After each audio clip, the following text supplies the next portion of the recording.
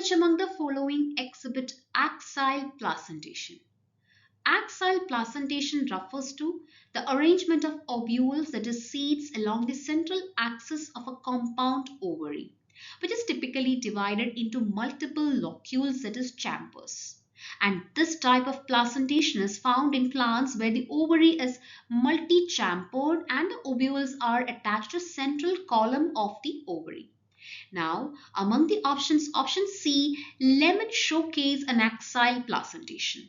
So, the answer is option C, lemon.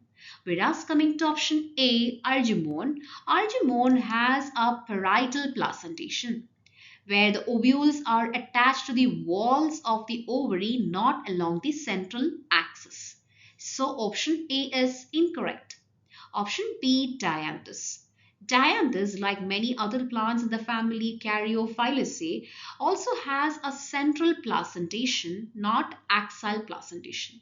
In central placentation, the ovules are attached to a central column but not along the axis, as in axial placentation. So option B is incorrect.